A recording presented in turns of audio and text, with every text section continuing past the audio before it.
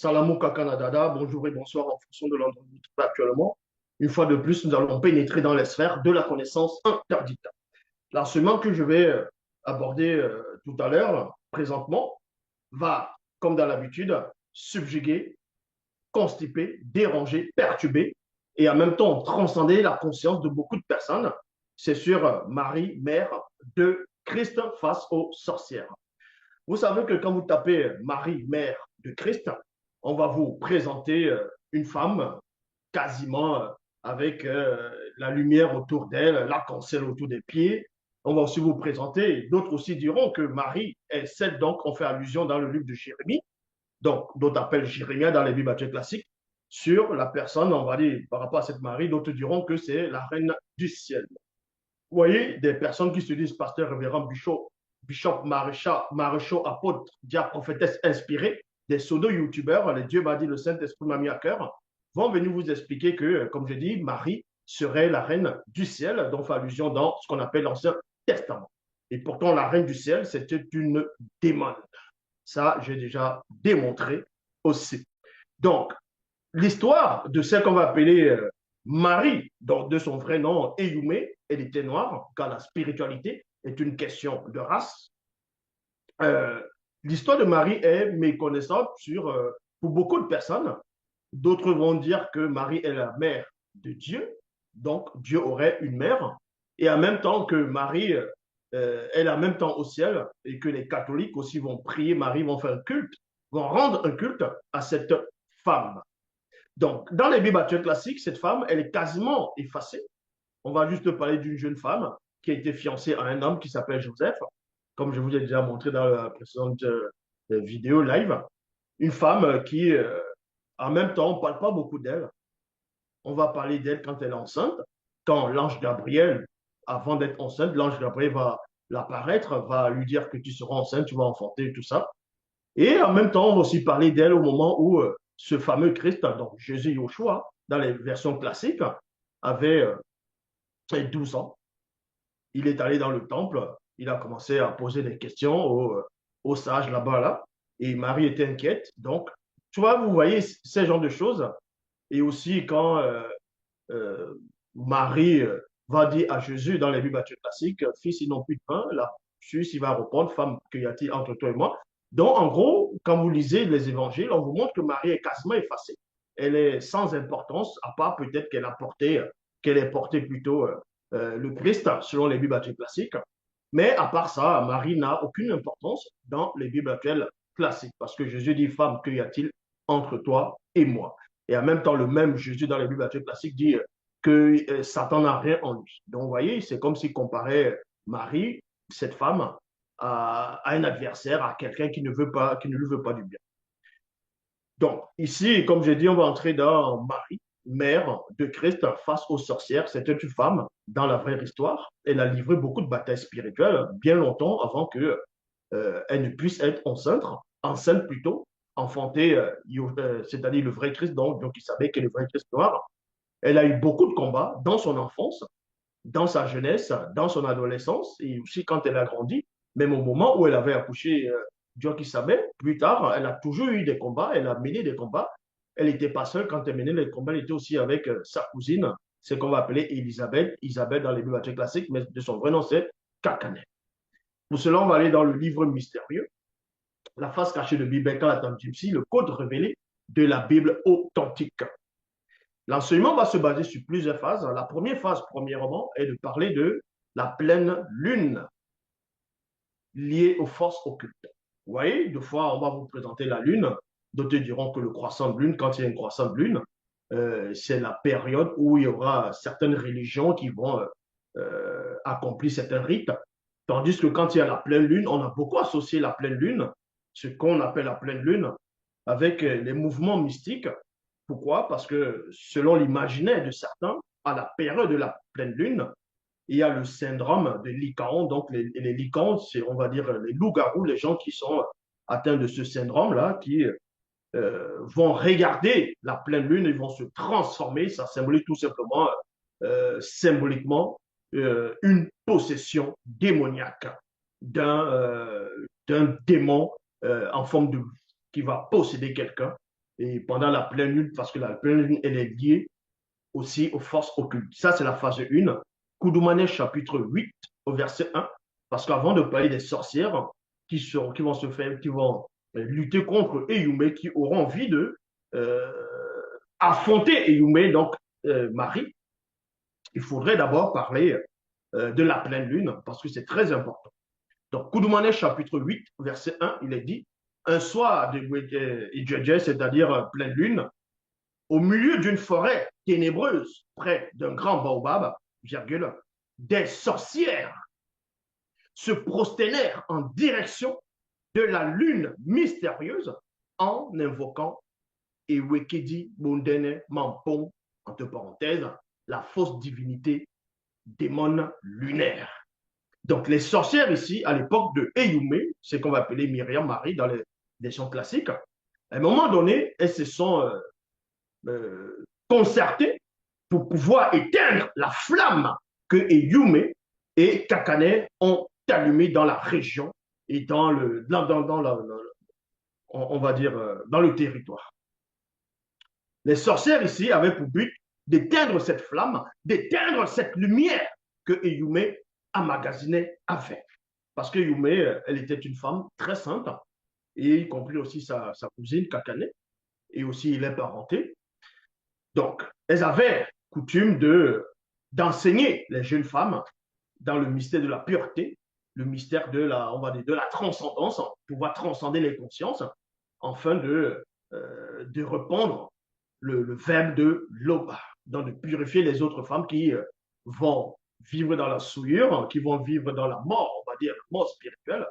Et les sorcières ici ne voulaient pas parce qu'elles voyaient comment beaucoup de femmes changeaient de comportement à cette époque et elles avaient reçu des consignes pour pouvoir éteindre cela afin que l'homme puisse toujours rester captif dans la fausse doctrine, en gros dans la mort spirituelle.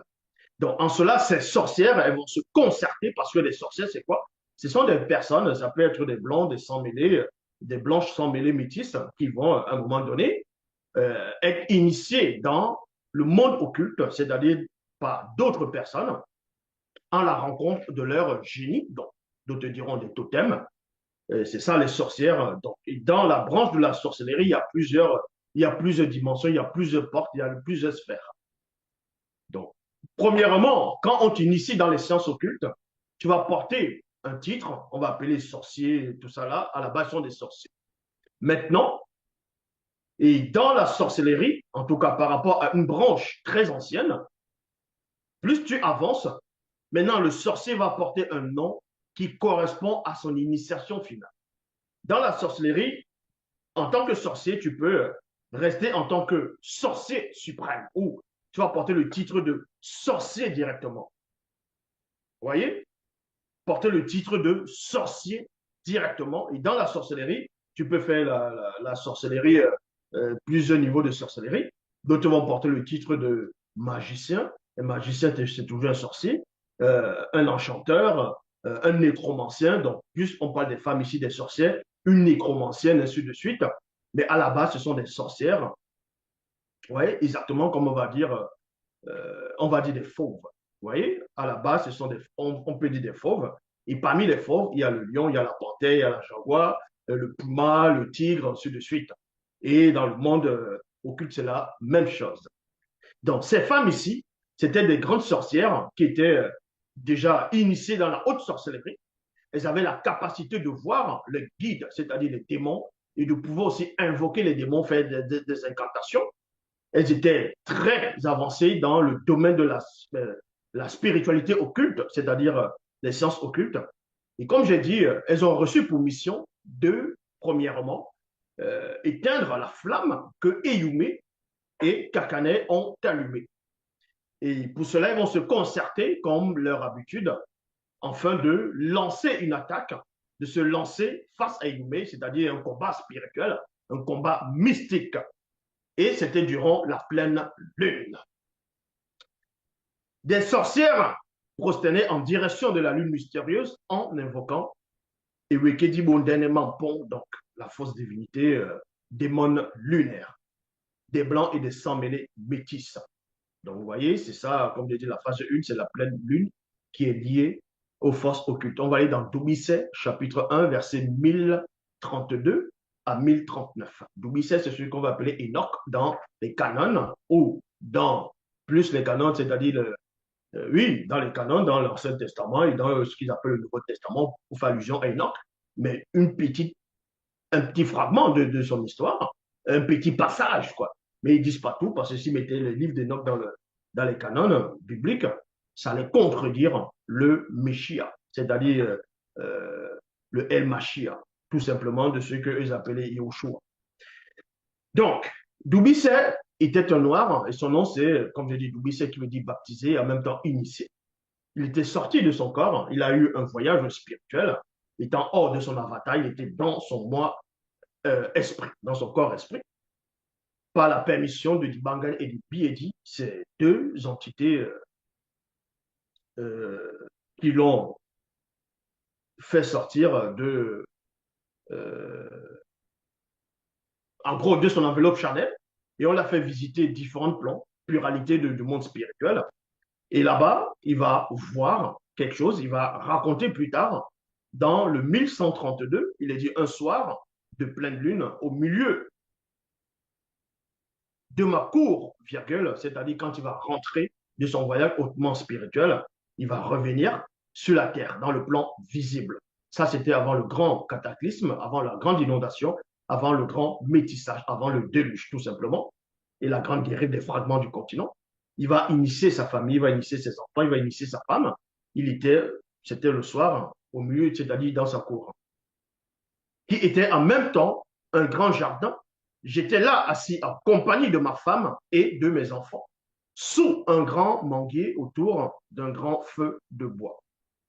Quoique nous eûmes de l'électricité dans notre demeure et au jardin, point virgule, pendant que je les initiais dans tout ce que j'avais vu, donc pénétré et contemplé dans le non visible, mes yeux spirituels s'ouvrirent et je vis soudain une épaisse fumée blanche mystique apparaître sous les airs, c'est-à-dire dans les airs, non loin du lieu où j'étais assis. Donc, n'oubliez ça ici, au moment où il est en train d'initier sa famille, comme j'ai dit, vu par rapport au voyage hautement spirituel qu'il avait précédemment fait, ses yeux spirituels vont s'ouvrir et directement, il va voir une fumée qui va apparaître. Il va voir une fumée qui va tout simplement apparaître dans l'air. Une fumée blanche. Donc, il dit ici, ma femme et mes enfants ne la virent. Bon, la femme de Doumbissé et ses enfants, quoique c'était des initiés, n'ont pas pu voir cette fumée. Et remarquez ici que c'était la pleine lune. Et au milieu de cette fumée mystique apparurent Satan, le Moudima Bobo, le mauvais esprit, et les Bamololoma Bongoulane, c'est-à-dire les anges déchus. Soudain, je vis aussi apparaître cette entité nocturne autour de moi et ma famille. Ma femme et mes enfants ne les virent point, mais ressentirent néanmoins leur formidable présence, c'est-à-dire la présence de ces entités du grand ordre des choses. Les sept entités nocturnes firent plutôt une barrière impressionnante en forme de cercle autour de nous. Donc, parce que Satan, le Moudima Bobo, le mauvais esprit, y compris les Bamololoma Boumblane, ce qu'on appelle les anges du chef, vont vouloir apparaître ici mystiquement à Doumbissé afin de l'empêcher de relater ce dont il a contemplé durant son voyage hautement spirituel. C'était le but de cette apparition. C'est en cela où ces entités ici, donc les entités nocturnes, vont apparaître, c'est-à-dire manifester un bouclier en forme de cercle, afin de protéger ce dernier, y compris sa famille, des attaques occultes mystiques de Satan et ses acolytes. Alors, l'une des sept entités nocturnes me dit, Doumbissé, homme bien-aimé, ne crains point, car ni Satan, le Moudima Bobo, le mauvais esprit, ni les Bamololoma Bumblane ne peuvent ni te voir, ni ta femme et ni tes enfants en ce moment. Ça veut dire quoi ici? Et il lui dit après, mais observe bien la scène. Donc Satan va apparaître, il va voir Satan, apparaît dans cette fumée blanche, y compris ses acolytes, donc les Bamololma Bonglanais, les anges déchus, avec lui, parce que Satan veut empêcher Doumbissé de, comme je dis, de relater ce qu'il a vu de l'autre côté. Mais sauf qu'en ce moment, on n'a pas permis à Satan qu'il puisse voir Doumbissé, où Doumbissé se trouvait présentement. Mais Satan savait néanmoins que Doumbissé avait fini son voyage et qu'il était revenu. Mais il ne pouvait pas le localiser, capter la fréquence de Doumbissé qu'il était dans son jardin en ce moment précis. Mais Doumbissé, lui, il a eu la faculté, on l'a permis, néanmoins, on a permis à ce qu'il puisse voir spirituellement Satan. Donc, il va voir Satan, il va voir les anges de chez, mais Satan sera là avec les autres. Ils ne pourront pas voir Doumbissé. Et ces entités vont lui dire, observe bien la scène. Donc, observe bien ce qui se passe, ce que Satan va dire, ce qu'il va raconter, le complot qu'ils sont en train de faire. Et on va dans Juge, chapitre 15, verset 8. Il arriva qu'après cela, moi, Télé plutôt, je me laissais posséder par un démon religieux de haut rang, de la race de démons guerriers et de démons python. À cause d'une porte d'entrée ouverte par mes gardes du monde occulte dans ma démence, virgule, je pensais consacrer ma fille à l'Oba par Mutateti. Et je sacrifia plutôt spirituellement ma fille unique lors d'un rituel de messe noire aux forces occultes durant la pleine lune. Donc, vous voyez que quand vous voyez les réalisateurs, les auteurs, les scénaristes, ainsi de suite, hollywoodiens, dans d'autres, on va dire, aussi hors de ce qu'on appelle Hollywood, d'autres cinéastes dans d'autres pays qui vont faire les films sur les loups-garous, ils n'ont pas inventé cela. Beaucoup d'entre eux ont su que la lune, on va dire ce qu'ils appellent la pleine lune, est quasiment un peu liée aussi à d'autres apparitions mystiques, à d'autres, c'est-à-dire quand il y avait les forces, quand il y avait des incantations, il y avait la magie noire, les sabbats des sorcières. Deux fois, c'était le soir, en pleine lune, que ces sorciers, ces sorcières faisaient cela avec différentes espèces de démons qu'ils invoquaient. Donc, à l'heure actuelle, ils ont juste pris cela, mais eux vont faire le loup-garou, quelqu'un qui va regarder la lune mystérieuse, c'est-à-dire la pleine lune, et il va se transformer. Et aussi dans Dragon Ball Z, vu que dans Dragon Ball Z, ils se sont trompés. Oui, parce que Dragon Ball Z, ils se sont trompés, ils ont mélangé, ils ont pris, on va dire, la légende, la mythologie de plusieurs peuples, ils ont transformé pour faire dans Dragon Ball Z. La preuve, ce qu'on appelle Son Goku, pour ceux qui connaissent les animés Dragon Ball Z et DBZ, ce qu'on va appeler Son Goku, c'est tout simplement l'histoire d'une légende chinoise du roi singe.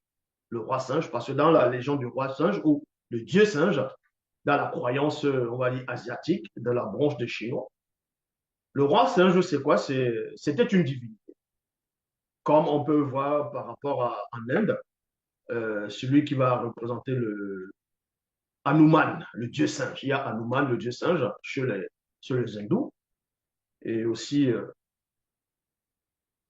non seulement il y a Hanuman, il y a aussi ce dieu singe-là que les Chinois vont vénérer aussi. Il avait une queue, il avait un bâton et il volait sur un nuage. Ça, c'est la légende. Ça, c'est les dieux, on va dire, une partie des dieux on va dire, de la Chine antique. Et les personnages, les auteurs, celui qui a inventé les Dragon Ball Z, il a juste pris ce qu'on va appeler Kakarot, donc Son Goku. Et Son Goku, c'est le dieu singe, tout simplement. Il a la queue. Et au début, quand il est petit, il a le bâton, il vole sur un nuage, entre guillemets, un nuage magique. Et celui-ci, quand il va regarder la lune qui va briller, la pleine lune, il va se transformer. Vous voyez, il se transforme. Or, cette transformation, elle est plutôt liée à un loup-garou, mais eux, ils vont dire, parce que quand ils se transforment, on voit les crocs, on voit le museau, c'est comme un loup-garou, et pourtant, c'est un gros singe. Vous voyez comment ils ont un peu, eux-mêmes, dans leur interprétation, ils se sont gourés. Donc, cet homme ici, Télé, il était possédé par certaines espèces de démons. Il a allé livrer, sacrifier sa fille en pensant que c'était Aloba qui faisait cela, parce que ça, c'est une abomination, parce qu'il était sous l'emprise de ces forces occultes, et c'était durant la pleine lune. Dans 2 Samuel chapitre 6, verset 4 à dans 2 Samuel chapitre 6, verset 2 à 4, il est dit, un soir, pendant la pleine lune, préoccupé par les récents événements, moi, Tondo, c'est ce qu'on appelle David dans les Bibles classiques, mais son vrai nom c'est Tondo, il était noir. Je me levais de ma couche et comme je me promenais sur la terrasse de la maison royale, en fin de méditer, j'ai aperçu de là une très belle femme noire qui se baignait dans la rivière. Moi, Tondo, je voyais très bien cette femme grâce à la clarté de la lune mystérieuse. Aussitôt apparut auprès de moi une Djingu Mamadiba, c'est-à-dire sirène des eaux. Donc, vous voyez, c'était toujours la pleine lune. C'était la pleine lune. Tondo s'est levé, s'est placé sur la véranda, le balcon euh, de son palais royal, de sa maison royale. Il a commencé à méditer parce qu'en tant que roi, les récents événements, c'est lui qui doit gérer la population, son royaume, et aussi les attaques, ainsi de suite, il est garant. Et pendant qu'il était préoccupé, il était en train de méditer, soudainement, grâce à la clarté de la lune mystérieuse, il a vu une très belle femme noire qui se baignait. Et quand il a vu, il a ressenti quelque chose, et soudainement, il y a un esprit, dont un Djengu, une Djengu Mamadiba, donc sirène des eaux, qui est apparue, qui va le séduire mystiquement, afin que celui-ci puisse envoyer son homme de main, l'un de ses hommes de main, récupérer cette femme. Et vous connaissez la suite. Dans 2 Samuel chapitre 17, verset 1, un jour, virgule, Satan le maudit, le mauvais esprit se leva contre Tombanébila et il me séduisit, moi Tondo, en prenant l'apparence, donc usurpation du moutat, il dit durant la nuit, c'était la pleine lune. Il y a point ici. C'est toujours la phase 1. 2 Rois chapitre 17, verset 16, au début de son règne, Nanyungu épousa une femme blanche nécromancienne du nom de Yokome, entre parenthèses, être accablé, point virgule. Et à la suite de plusieurs rapports sexuels, ils eurent une petite fille sans mêlée, métisse, qui fut mystiquement consacrée lors d'une nuit de pleine lune à Nyungu, entre parenthèses, Baal, dans un temple au milieu d'une forêt, en présence de plusieurs pratiquants de sciences occultes. Donc, vous voyez que ça ne veut pas dire que la pleine lune appartient, on va dire comme ça, aux entités, c'est-à-dire aux entités maléfiques, à Satan, Mondima Bobé, aux anges déchus, les Bamoloma Bunglanais et les démons. Non. C'est parce que, premièrement, la pleine lune, au départ, les initiés ont utilisé ce symbole-là, y compris les entités du grand tour des choses. Quand on parlait de la pleine lune, Moto, le tout premier homme noir, ainsi que Muto, sa femme, noire également, étaient assis sur un baobab, c'était la pleine lune, et dans le moment, c'était le moment pour eux de transcender les consciences, de quitter le plan visible et d'hériter des corps glorieux. Et Moto devait, on va dire, repartir, être ce qu'il est. Et c'était la pleine lune, les entités du grand ordre de choses vont l'apparaître. Donc, il y a eu plusieurs, on va dire, plusieurs scènes comme ça, ou même Tindi, ce qu'on va appeler Yakoba, en fonction des dires de certains. Lui aussi, à un moment donné, il est en train de méditer. C'était la pleine lune. Il y a une entité qui va apparaître, qui va lui parler. Et le monde occulte, quand ils ont vu cela, maintenant aussi, ils ont pris, quand il y a la pleine lune, aussi, ils vont vouloir séduire les hommes, manifester les pratiques durant la pleine lune, parce qu'ils sont là tout simplement pour copier.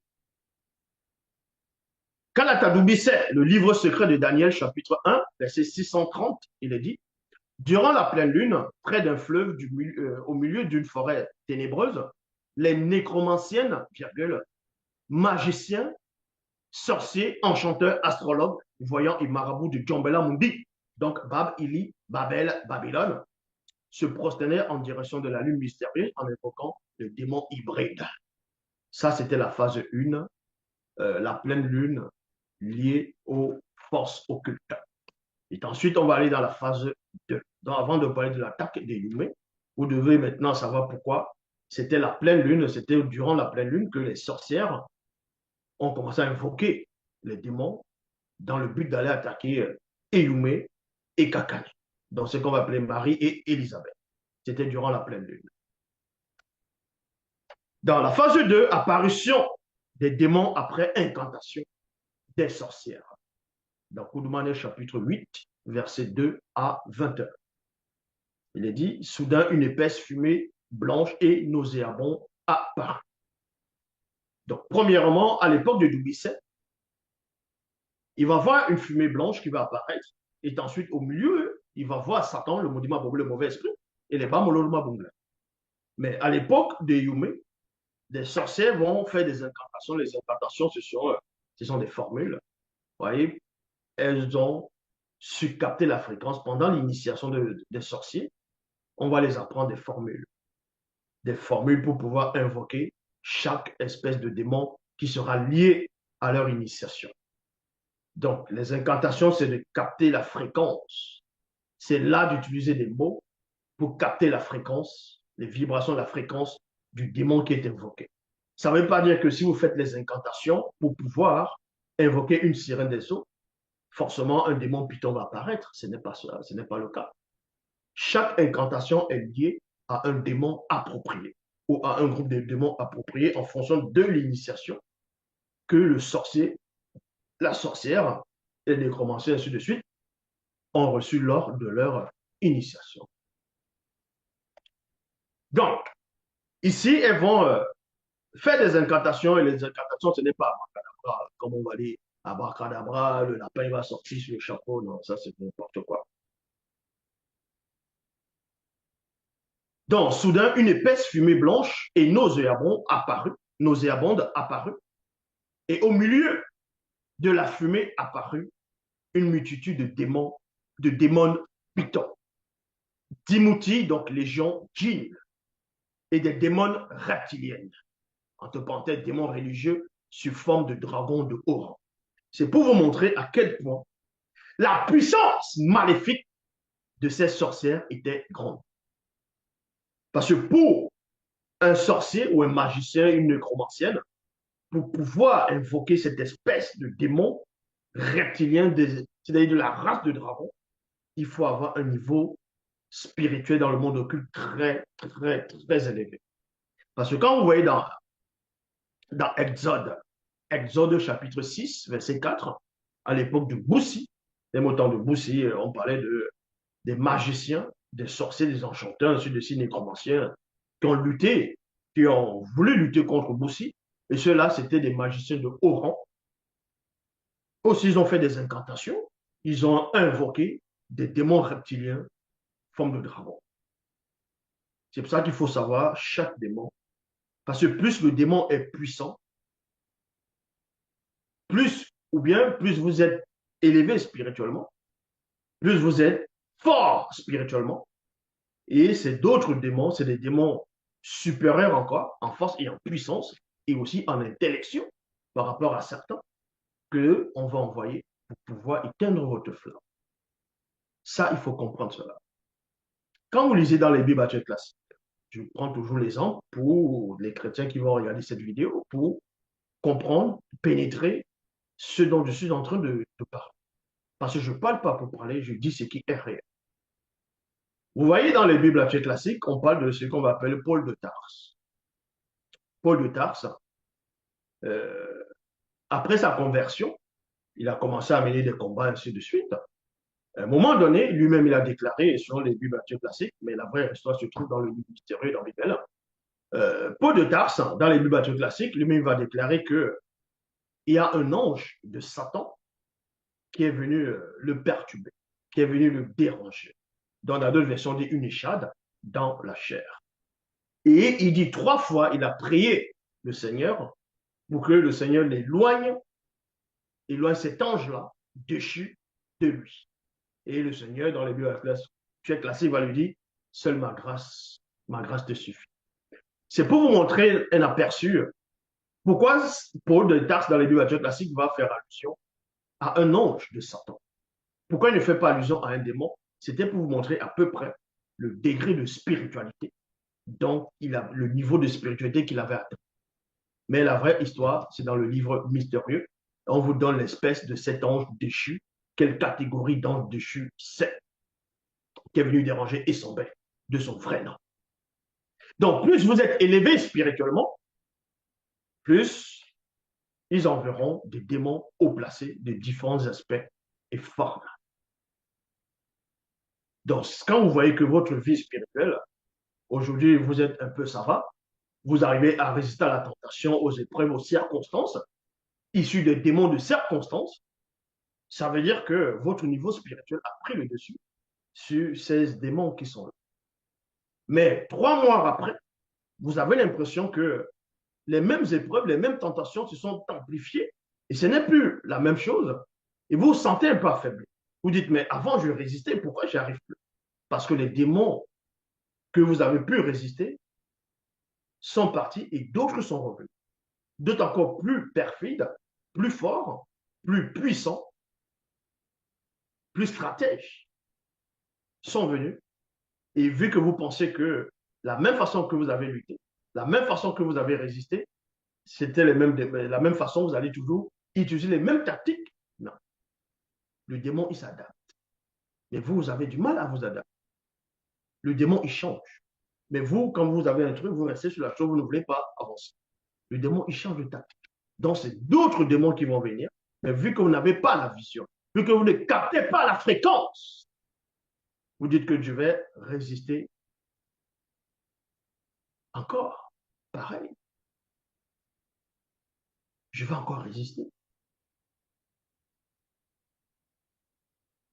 C'est exactement comme l'histoire de Samson, où, selon les Bibles classiques, même dans la vraie histoire, on parle de lui, on parle de Samson, donc, et son oui, à un moment donné, il est très fort, il est quasiment invulnérable, il bastonne tout le monde, tous ceux qui veulent l'affronter, il tape les gens, il est trop fort. Donc, il va aimer une femme et il va livrer son secret à cette femme. En livrant le secret, derrière, c'est d'autres adversaires. Parce que d'autres adversaires sont venus, les anciens adversaires, il avait l'habitude de les bastonner. Vous voyez, il était déjà habitué à bastonner certains adversaires, à connaître les niveaux spirituels, et son niveau spirituel était très fort. Et maintenant, cette femme va venir, et derrière cette femme, il y a d'autres adversaires que Sombewe, dont Samson n'avait pas connus, n'avait pas rencontrés. Et ces adversaires qui vont inspirer cette femme vont passer par la séduction, vont passer par la douceur, vont passer par la flatterie, ils vont le séduire, ils vont le dompter sous la personne de cette femme. Et quand la femme va dire, les Philistins sont là, lui, il pense maintenant avoir affaire aux mêmes ennemis, alors qu'il y a d'autres ennemis qui étaient déjà, qui avaient pris le pouvoir sur lui. Et c'est là où, quand il se relève, il sent qu'il est faible, parce que d'autres ennemis sont passés sur lui. Il ne s'est même pas rendu compte.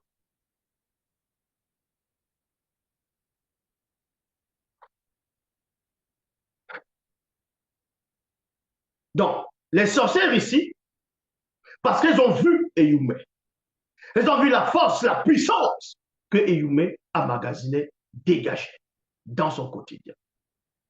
Donc, on va utiliser des sorcières qui épiaient Eyumé dans le quotidien, des sorcières que, qui savent ce que c'est d'être dans la chair. Le démon sait aussi ce que c'est d'être dans la chair, puisque le démon avait la chair. Donc, on va utiliser ces sorcières. Elles vont invoquer des démons, parce qu'elles peuvent parler toutes seules. Donc, ce sont les démons pitons qui vont apparaître, une multitude de démons hein, femelles, démons pitons, Timothy, légion djinn, et de démons reptiliennes, dont démons religieux sous forme de dragons de haut rang, dont les dragons femelles. Et oui, c'était les démons femelles de différentes espèces qui vont apparaître. Ces démons entrèrent dans les corps de ces sorcières, par une porte ouverte, enfin, de prendre possession d'elles, entre parenthèses, cohabitation occulte. C'est ce qu'on appelle la cohabitation occulte. Ceux qui disent pratiquer les sciences occultes, ceux qui viennent parler de la démonologie, ne comprennent rien, ne savent rien des sciences occultes. Et on va vous parler que celle-là, c'est une sorcière, les possédés, les possédés. Non. La possession, c'est quoi? Il y a possession et possession. Quand un démon te possède, quand le démon il te possède, et si le mot cohabitation occulte n'est pas utilisé, tu n'es pas un sorcier, tu n'es pas une sorcière, tu es juste une victime. Tu es juste un instrument, tu es juste, on t'utilise, c'est-à-dire, tu deviens un hôte, tu es une maison où le démon prend. Et là, tu deviens un sorcier, on va t'utiliser pour aller tuer mystiquement, non, d'aller tuer quelqu'un, toi par le couteau, ainsi de suite. Tu ne sauras même pas que tu es possédé. Maintenant, il y a d'autres formes de possession, tu es démoniaque, tu es possédé, on voit bien cela. Mais quand on dit ici que les démons vont posséder ces sorcières, on précise ici cohabitation occulte. C'est-à-dire que ce sont les démons, ce sont ces sorcières-là qui ont laissé entrer volontairement ces démons-là. C'est durant leur initiation pour atteindre le niveau de sorcier suprême ou sorcier, on va dire, de haut rang, sorcier, sorcière, ainsi de suite, nécromancienne, qu'on va les apprendre. C'est quoi la cohabitation occulte? C'est la cohabitation occulte, c'est un peu, un tout petit peu, je dis bien un tout petit peu, c'est pas vrai. Oui, la cohabitation occulte, c'est comme le film qu'on voit, le film qui était sorti, Venom, parce que Venom, c'est, avant le film, c'est dans les bandes dessinées. Venom, c'est un extraterrestre, un parasite, c'est un alien qui vient d'une planète où il y a plusieurs espèces comme lui. Et il y a Venom, il y a plusieurs autres espèces. Il y a même le dieu Venom, c'est-à-dire un être qui contrôle tous les symbiotes. Donc, et ce qu'on appelle le Venom qui va posséder quelqu'un, vous voyez le film, le Venom, il entre dans quelqu'un. Et deux fois, la personne parle, il laisse la personne parler, et deux fois, c'est le démon qui parle, c'est Venom qui parle. Donc, on montre comment ils sont ensemble, ils vont aller combattre d'autres, ils vont combattre les méchants, ainsi de suite. C'est ce qu'on appelle la cohabitation occulte. Donc, cet homme-là représentait un sorcier suprême, un sorcier de haut rang. Dans les films de Venom, vous voyez les films fantastiques, les films science-fiction, ça, c'est la sorcellerie qu'on vous montre, mais vous ne voyez pas, vous voyez que c'est fantastique, c'est Marvel, ça fait rire, c'est de la sorcellerie. Donc, ce personnage va incarner un démon. Elle va incarner plutôt un sorcier qui a reçu l'initiation. L'initiation, on montre comment le parasite va venir, le symbiote va venir, il va un peu résister. Ça, c'est l'initiation. Mais quand il commence à cohabiter plutôt avec ce démon, parler avec ce démon, le démon va sortir, va voir le démon, ils vont parler. C'est déjà un sorcier. Il est possédé, mais pas possession démoniaque. Parce que le démon lui donne la capacité d'avoir son libre arbitre. Oui, parce que quand il s'habille le matin, ce n'est pas le démon qui lui dicte de t'habiller de telle façon. Donc, il a le choix de s'habiller ainsi, il a le choix de manger, de regarder une femme en route. Mais quand il s'agit d'aller dans le combat, de faire autre chose, c'est là où ils sont d'accord. C'est là où, des fois, le démon, il apparaît, le démon, il prend place, où ils sont deux, ils sont d'accord. C'est ce qu'on appelle la cohabitation occulte, si vous ne savez pas. C'est ça la cohabitation occulte.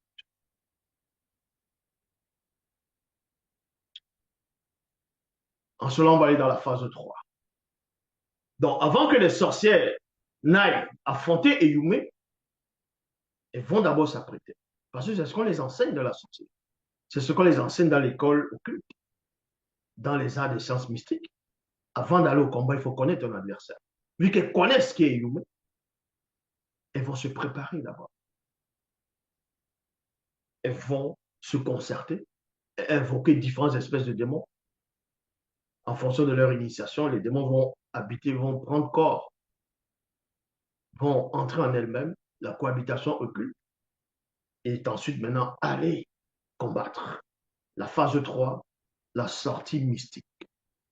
Quelques minutes plus tard, les sorcières sortirent mystiquement de leur corps physique.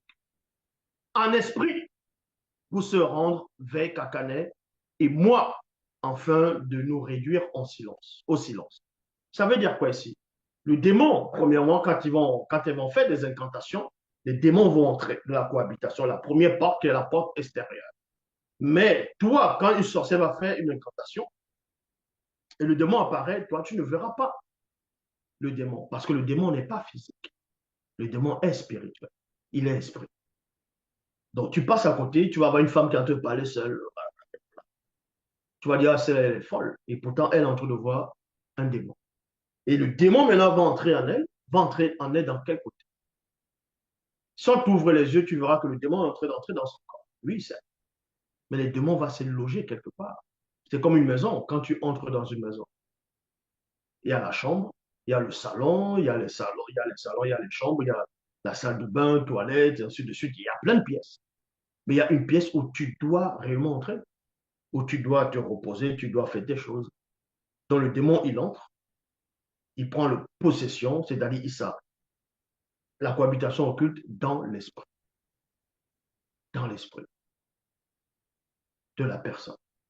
Et pour qu'un démon entre dans ton esprit, il faut comprendre c'est quoi la sorcellerie véritable. Quand un démon entre dans ton esprit, c'est-à-dire il cohabite avec ton esprit.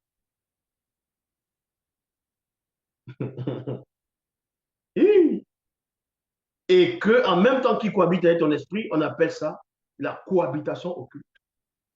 C'est que ce sorcier-là n'est pas n'importe qui. Il faut comprendre ce que je dis. Parce que si un démon, en temps normal, te possède, c'est tous les trois êtres. Hein. Il prend le côté physique, c'est-à-dire euh, la conscience du corps, donc tes émotions, tes désirs, tout. Il te contrôle. Il prend ton âme, l'âme, le corps des désirs émotionnels, il prend ton esprit. Dès qu'il te possède dans les trois êtres, tu deviens un démoniaque. Oui, c'est ça un démoniaque. Quand le démon te possède dans les trois plans, tu deviens un démoniaque. C'est-à-dire ton corps, il se met à changer. Ils essaient de montrer ça dans les films d'exorcisme, où la personne commence à être comme une bête, arrangée, les dents sont sales, la blessure, les yeux changent de couleur, vomi, il y a plein de choses comme ça. Tu deviens comme une bête, et c'est le démon que tu ressens. Donc, c'est la possession démoniaque. On te voit comme un animal, tu ne ressens plus tout ça, c'est le démon qui a pris le contrôle. Ça, c'est la base de la possession démoniaque, dans les trois plans. Mais dans l'autre facette où il va te prendre dans les trois plans aussi, mais qui est la possession, c'est-à-dire, comme je dis, la cohabitation occulte. Pour arriver à ce niveau, c'est que, c'est que tu es un véritable sorcier, ou une vraie sorcière, ou une vraie nécromancienne. Parce que le démon est avec toi, il ne te contrôle pas totalement.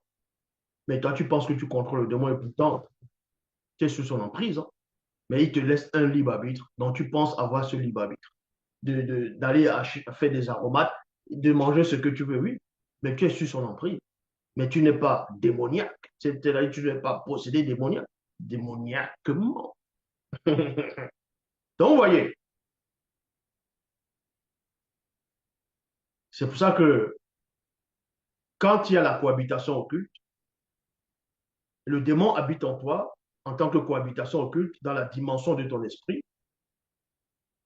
Ça veut dire que le démon peut te faire voir des choses à distance qu'en temps normal, tu ne peux pas voir. C'est-à-dire à plusieurs de milliers de kilomètres. Le démon, il regarde. Et toi, tu vois à travers ses yeux. Tu vois à travers ses yeux. Et c'est là que tu vois les choses. Tu vas passer par la porte. Tu vas passer par le mur. Tu penses que c'est toi qui as le pouvoir. C'est le démon qui passe à travers le mur. Mais vu qu'il a cohabité avec ton esprit, il donne la capacité à ton esprit à traverser dans le mur. Là, parce que vous êtes en cohabitation occulte. Vous pensez quoi? Devant eux, ils vont imaginer les sorcières. Elles vont la télékinésie ou bien il va faire comme ça les mutants dans X-Men. Les X-Men, tous, ce sont des sorciers. Ce sont des magiciens, ce sont des sorciers. Vous voyez les trucs fantastiques, vous pensez que, ah non, c'est la sorcellerie. C'est de la sorcellerie. Donc, quelqu'un comme ça, là, comme le professeur Xavier, c'est un sorcier suprême. Il a une école de sorcellerie. Il entraîne les mutants. Les mutants, c'est quoi? C'est des sorciers. On va montrer Cyclope, celui qu'on appelle Scotch, celui qui lance les rafales. Il a deux yeux. Pourquoi on ne met pas deux visières? On met juste un seul truc. Ça va représenter un démon Cyclope qui est derrière nous. Mais vous ne pouvez pas voir cela. Il y a le crapaud. Il lance sa langue comme ça, il attrape les adversaires, les balance. C'est un démon crapaud qui le possède. On va montrer Kitty, elle est immatérielle, elle passe à travers les murs. Ça, c'est une sorte de démon qui fait ça. Donc, les sorciers qu'on peignait au Moyen-Âge, on les avait des pouvoirs mystiques, elles tuaient des gens à distance, elles levaient quelque chose comme ça sans toucher physiquement, la chose se levait. C'est le démon qui est en train de lever quelque chose dans la pièce, mais toi, tu ne vois pas. Et elle va lever les bras. Et le démon est en elle, et c'est le démon qui l'est. Donc, elle pense que c'est elle-même qui a le pouvoir de le faire. C'est pour ça que quand le démon quitte, ton pouvoir, il disparaît. Tu ne peux plus rien faire parce que le démon est parti, c'est lui qui faisait ces choses. Les démons, c'est des manipulateurs.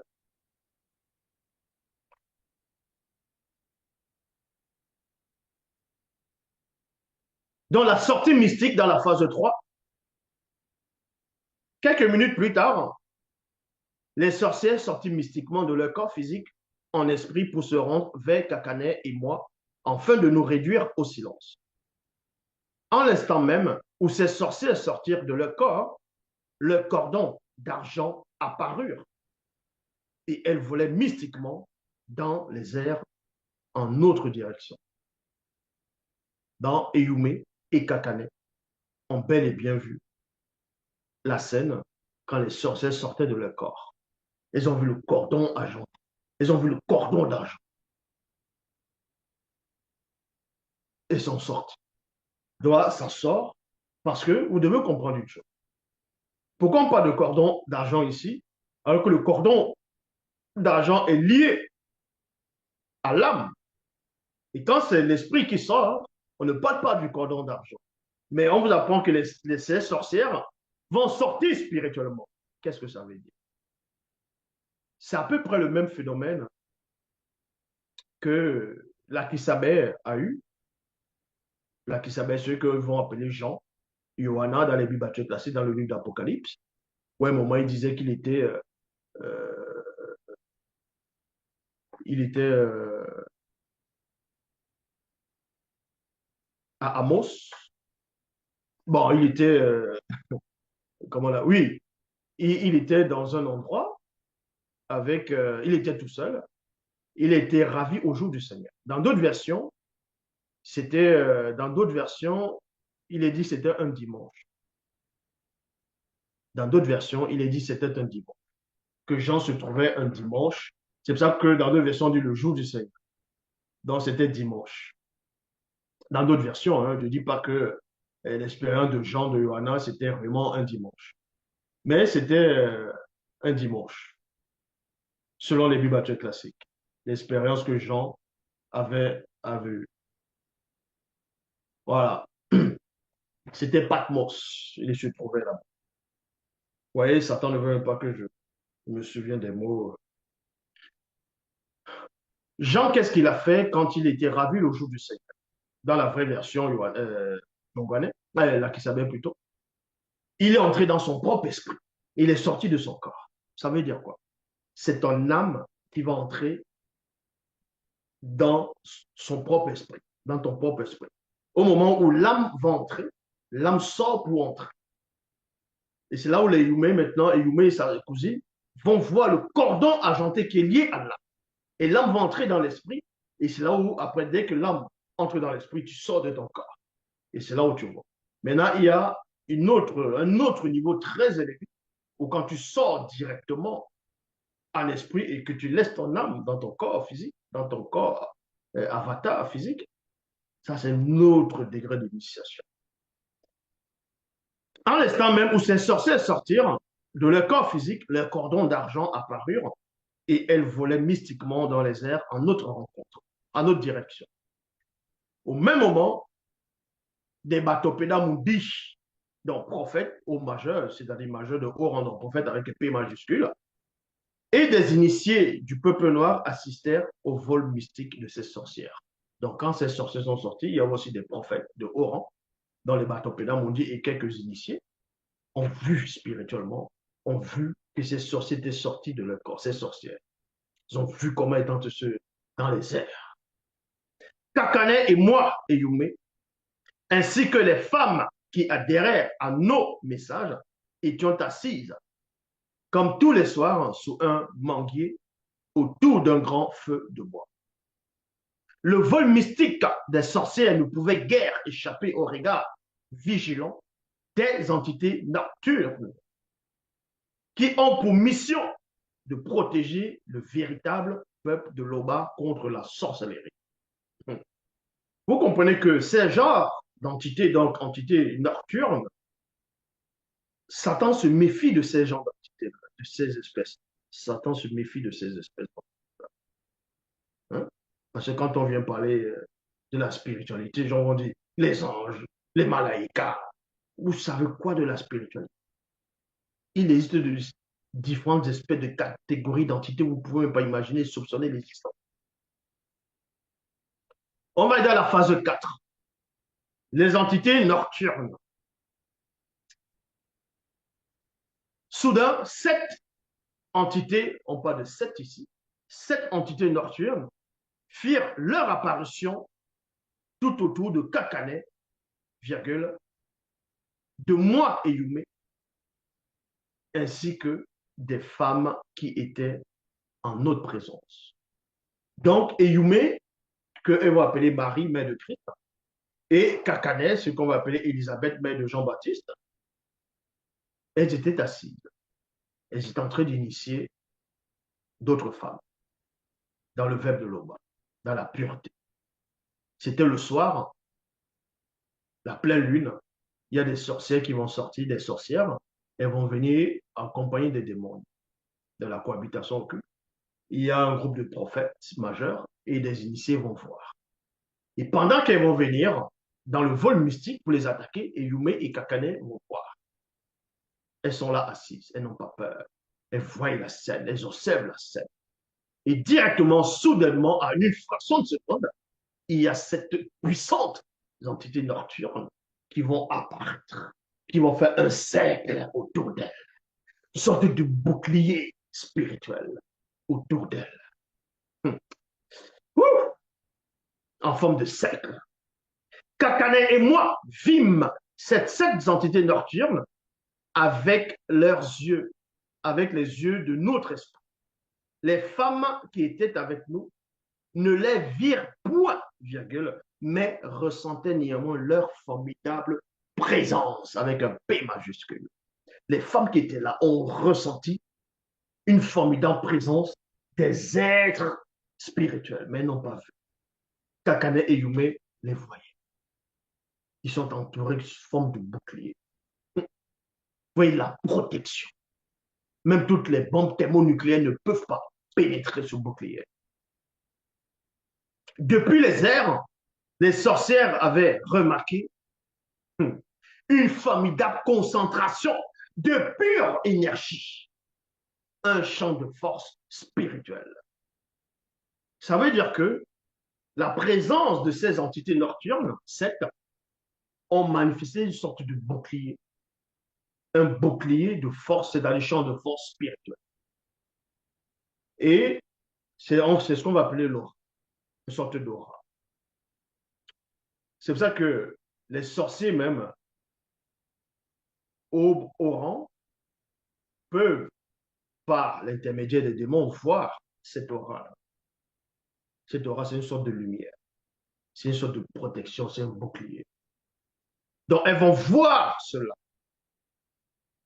Elles vont voir cette aura, mais elles ne peuvent pas voir ces sorcières. C'est plutôt ces entités-là. Donc, elle fut saisie d'une grosse frayeur, ainsi que les démons qui avaient pris possession, donc cohabitation occulte des sorcières. Ces 7 entités nocturnes étaient d'une taille gigantesque et au pouvoir terrifiant. Tout le corps, depuis la plante de leurs pieds jusqu'au sommet de leur tête, était incandescent. et avait plutôt toute une ressemblance identique à l'homme noir. C'est normal puisque la spiritualité est une question de race. L'homme noir avec un grand H de l'avant-chute. Les forces et pouvoirs spirituels qui émanaient des sept entités nocturnes dépassaient tout entendement dans le visible. Les sorciers pouvaient voir de loin la formidable puissance spirituelle qui nous entourait. Mais les sorcières ni les démons ne virent point ces sept entités nocturnes, car elles n'étaient point dignes de contempler la manifestation de la gloire de l'Oba. C'était la manifestation de la gloire de l'Oba, sous l'aspect de ces sept entités nocturnes. Ainsi, celui ou celle qui n'est point agréable au faible de l'Oba ne peut voir les entités spirituelles du grand ordre des choses, à l'exception des Bamololoma Bungula, et donc anges déchus, qui peuvent voir les entités, non pas toutes, rester au service de l'Oba.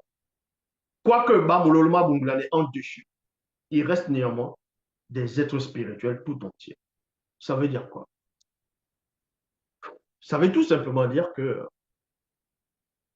aucun démon, quel que soit le niveau spirituel de ce démon, aucun sorcier, peu importe la branche, la sorcellerie, nécromancie, peu importe, tu n'as pas la capacité de voir, en tant que sorcier direct, hein, de voir un ange, c'est-à-dire une entité du grand ordre des choses. Tu ne peux pas. Tu ne peux pas.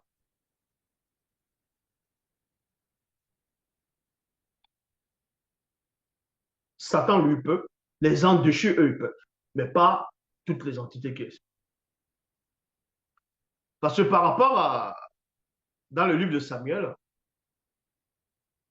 la femme nécromancienne, il a fallu qu'elle soit dépossédée d'abord, afin de voir.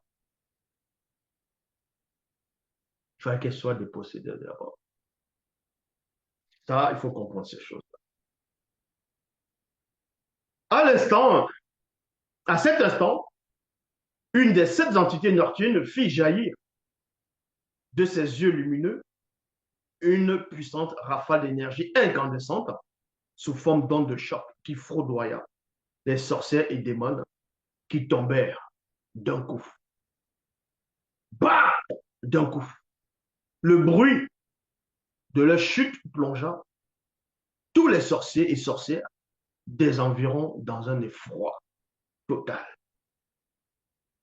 Voyant spirituellement ce spectacle, les prophètes et prophètes, les prophètes et prophétesses, donc ça c'est les prophètes et les prophétesses mineurs, parce que c'est P minuscule, se dirent les uns aux autres. Non, se dit entre eux même, qui sont réellement ces deux cousines? Point d'interrogation. Donc quand ils ont assisté, comment la multitude de sorciers sont tombés spirituellement, boum, avec ces démons-là. Et les sept entités nocturnes qui étaient là. La puissance qui s'est dégagée, il y avait le froid total dans le plan occulte. Les, les, les, les, les prophètes de haut rang ont vu. Les initiés ont vu. Tandis que d'autres prophètes et prophétesses simples, bon, c'est pas simple, mais pas de haut rang, quand ils ont vu cela, ils se sont dit entre eux, qui sont réellement ces deux cousines-là? Et point d'interrogation. Donc voilà un peu une petite partie de l'histoire de Marie, mère de Christ, face aux sorcières. Mais ils vont plutôt dessiner Marie, les catholicisme, ils vous cachent beaucoup de choses. C'est pour ça qu'ici, on vous révèle ces choses. Parce que dans le catholicisme romain, deux fois, les images qui vont illustrer Marie, entre guillemets, ils vont la représenter. Elle est comme ça, là. Elle pose sa tête, son pied sur un dragon. Et d'autres vont dire c'est la reine du ciel, d'autres vont d'autres images. Vous voyez comment elle combat un dragon, elle combat un démon. Les catholiques romains, vous pouvez voir les illustrations. Pour combattre un dragon mystique, c'est-à-dire qu'il faut avoir des forces spirituelles. Donc, vous voyez que la Marie qu'on décrit dans les Bibles classiques, qui est toute fragile, presque inexistante, parce qu'elle peut combattre un dragon occulte. Donc, quand les catholiques font les illustrations de ce genre, c'est parce qu'ils savent. Quand il dit les catholiques, pas les ignorants, hein, ceux qui se sont derrière, ils savent que Iyumé n'était pas n'importe qui. L'Opa s'est en fait glorifié.